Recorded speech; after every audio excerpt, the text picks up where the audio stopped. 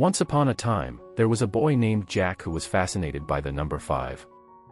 He loved everything about it, the symmetry, the balance, the way it could be divided equally into halves and quarters. Jack even had 5 fingers on each hand, which he believed was a sign that 5 was his lucky number.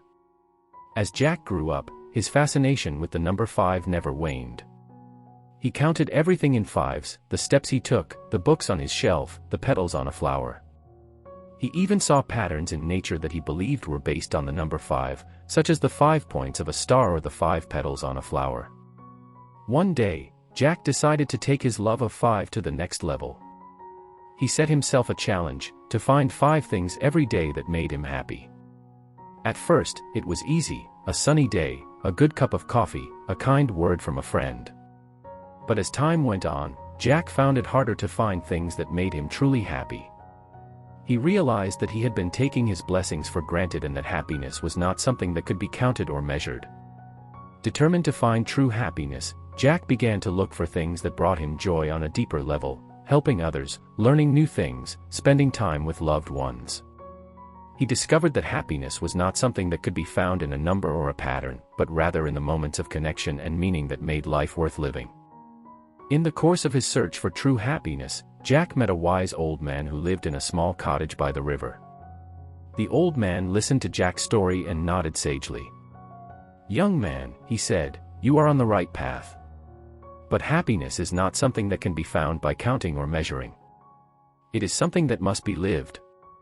The old man went on to explain that true happiness was not a destination, but a journey. It was not something that could be found outside of oneself, but rather something that must be cultivated from within. The secret of happiness, he said, is to find your purpose in life and live it to the fullest. When you are doing what you were meant to do, you will find joy and fulfillment, no matter what. Jack listened to the old man's words and felt a deep sense of understanding. He realized that his love of 5 had taught him an important lesson, that balance and symmetry were important, but they were not the whole picture. Life was full of unexpected twists and turns, and true happiness could only be found by embracing all of its ups and downs. With a newfound sense of purpose, Jack set out to find his true calling in life. He tried many things, writing, painting, teaching, and more, but none of them felt quite right.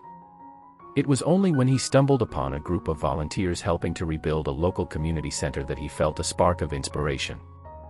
Jack joined the volunteer group and quickly found that he loved the feeling of helping others.